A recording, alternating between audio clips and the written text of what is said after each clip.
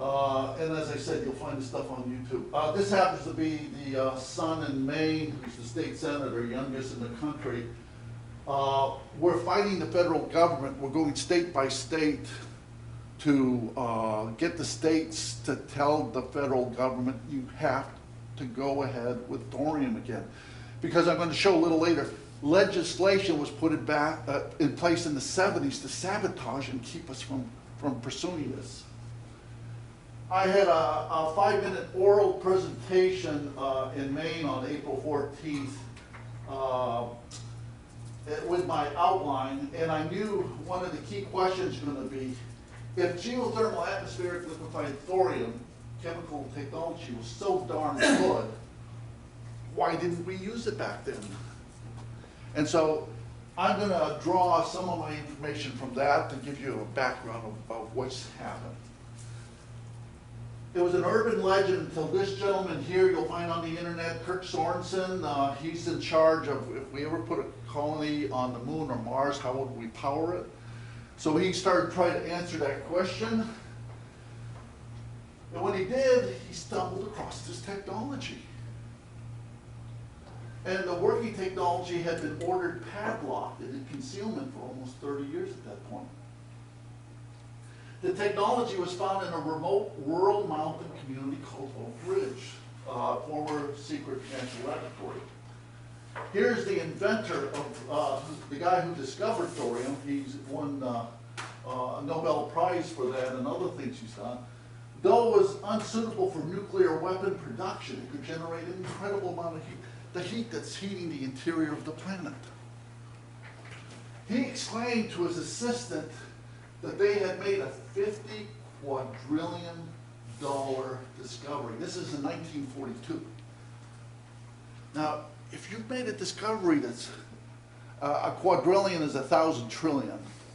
If you made a $50 quadrillion discovery, that means your energy is going to have to substitute someone else's. If you make 50 quadrillion, someone else isn't going to make 50 quadrillion. The concept of the thorium chemical reactor first rose in the early 40s, 45. I believe President Franklin Roosevelt, FDR, ordered Robert Oppenheimer to encourage the thorium energy crash program at the secret of Oak Ridge National Laboratory, so as to counter the uranium nuclear weapon of war, which was a stick. He wanted something that be served as a carrot. So once we get people in line, World War II, a lot of it was over energy. He knew some things that were going on, and he thought, man, we have this amazing energy force. We won't have to fight over energy again. Soon after that, he died a few days later, but fortunately, he had ordered the work to begin, and so it did. 6 months after the 2 atomic bombs were dropped on Japan, Los Angeles, 5-term Democratic Congressman Jerry Voorhis, he had a nickname, Kid Atlas. By the national media, he was Ayn Rand's congressman. And they were both local supporters of this thorium technology.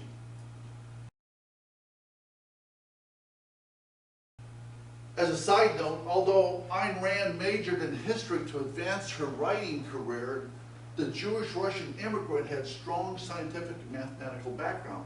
Some research cites Ayn Rand as one of the top 20 most intelligent, brilliant women to have ever lived. And there's the link to that. In 1946, Ayn Rand was writing a screenplay, Top Secret, about the atomic bomb. It was based on both her research and her visits to the secret atomic laboratories, interviewing numerous scientists, including at least twice Oppenheimer, military politicians and so forth, that she got direct involvement with the Manhattan Project. So you've got a brilliant author who could understand what was going on. And there's a journal about this that I discovered later. Anyway, let's see.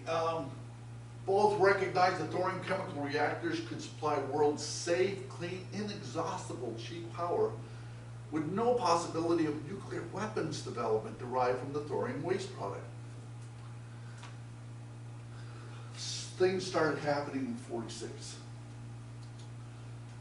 Kid Atlas, the brilliant congressman from just north of Los Angeles, a 5-term congressman, there was an attack going on with him.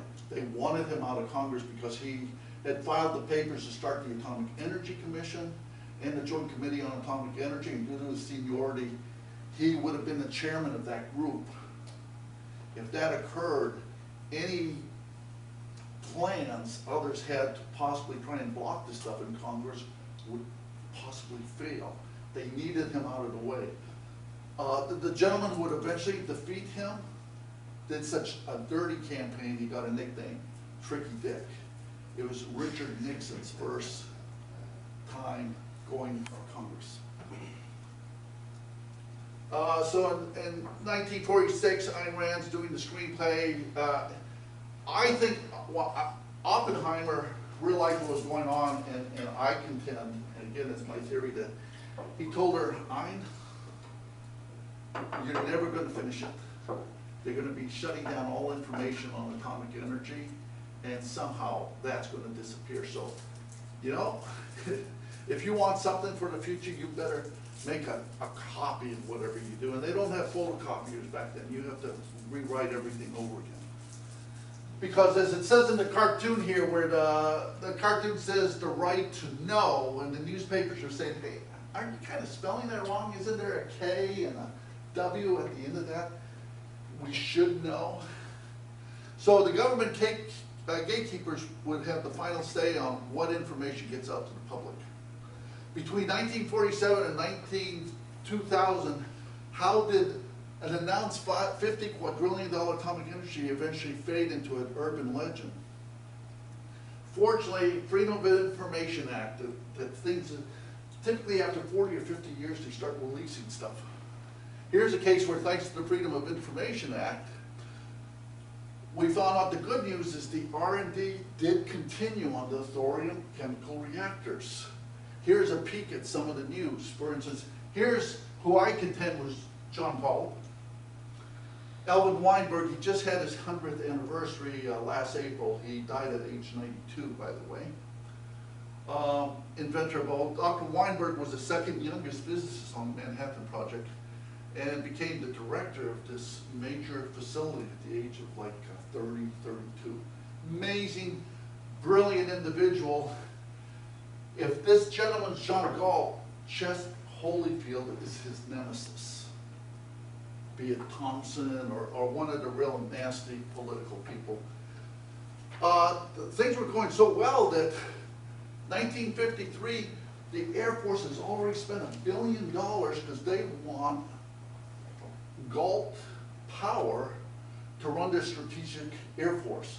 Once regular fuels get the plane up, they use these atmospheric GALT reactors to keep the plane aloft for months if necessary. So the United States Air Force had invested $1 billion, which is $10 billion in today's dollars. It was successful. They developed a miniature one. You're looking at 150 kW chemical reactor there, which means you have minimization too, which means for small businesses, all sorts of phenomenal opportunities with this technology. And the taxpayers have already dumped $10 billion into this. Now the elites confirm their worst fears that GALT is a greater threat than even they first imagined. They were getting money to do this research, and so that's fine, but unfortunately the research turned out to be bad news for those who didn't want this. By December 1953, Eisenhower formally orders a blank wall between Oppenheimer. They don't want him getting any of these secrets. He's been fighting with the Air Force already. Now that they know it works, damn, we don't want we're worried Oppenheimer might tell the public. And so there's books out on all the devious things done to essentially attack this titan on the left. but they did get them out.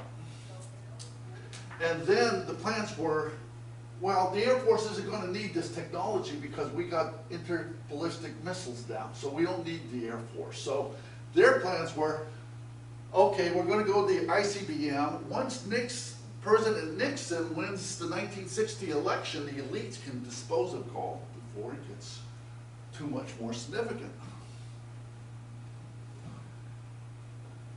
GALT would be just too much of a shock on the world energy infrastructure. It's best to keep it buried. Maybe once we've exhausted all the oil and all those things, then we'll bring this out. That could be centuries from now. Unfortunately, things didn't work out that way. If you remember, Vice President Nixon did not win the election in 1960. Kennedy did. Here's what I contend is John Galt and President Kennedy. And Galt is explaining to Kennedy about this amazing technology. As noted earlier, Kennedy made Weinberg, well, that was another presentation in the early, Weinberg was his scientific advisor, or I'm contending Galt was JFK's advisor. JFK and FDR both have recognized that once major drivers of the last wars was energy, this could end that. Energy wars would end with the GALT chemical reactors. So we have the Atomic Energy Commission.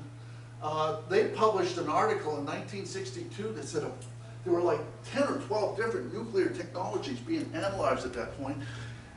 And there's only so much funding you can have. So they went to an outside independent agency and said, okay, we've got limited dollars. What ones should we focus on? And they said, the GALT reactor. That had the greatest promise. And again, the citations of where this stuff is now popping up, thanks to the Freedom of Information Act. Like FDR and Congressman Voorhees from the 40s, President Kennedy agreed with Dr. Weinberg's assessment that the thorium chemical reactors could now lead the world into atomic thorium age. In fact, an article just released last November of last year, and again, as I'm doing my investigation, I'd like to think I'm brilliant and creative, but I'm an engineer. I'm kind of following facts here. And the facts were, Kennedy even spoke enthusiastically of thorium in a speech as late as October 26, 1963. In that speech, he promised all Americans that by the end of the 20th century, electricity would be produced, and he used the word thorium. And here's the link. Thanks to American exceptionalism, the age of atomic thorium was going to come and carry mankind to the heavens and beyond. Kennedy wanted to be on the moon and have a colony there before the end of the century, and that we would have visited Mars already. If we had cheap, inexpensive energy, that could have happened. Thanks to FDR before his sudden death, April 12, 1945. Thanks again to JFK, suddenly murdered November 23rd, 1963, but unbeknownst to a lot of the enemies, he had put funding aside against the protests of some people in Congress to do phase 2 of the thorium technology, which is the technology you see here. Weinberg learned that President Kennedy, as I said, had set aside funding. Weinberg built a 7,500 kilowatt GALT chemical reactor, 50 times larger than the 53 model. Here's a picture. To the right is a photograph of the celebration of when the GALT chemical reactor hit its first 6,000 continuous hours of operation. This is in 1969. Now, if you look up on the internet, what famous things occurred in 69? Well, in July, we had Neil Armstrong step on the moon, and that picture's seen everywhere. So I'm like, this is pretty cool. Where's a picture of it? Well, what I find is, let's see, the first artificial heart, the ATM invented, the barcode scanner. Nothing about this, because it's still restricted information. It was shut down December 31st, 1969. The funds were robbed from it and put onto some other technology, light water reactor, metal reactors, things that were far more complicated and dangerous. So it got stripped. 1970, Dr. Weinberg and his partner here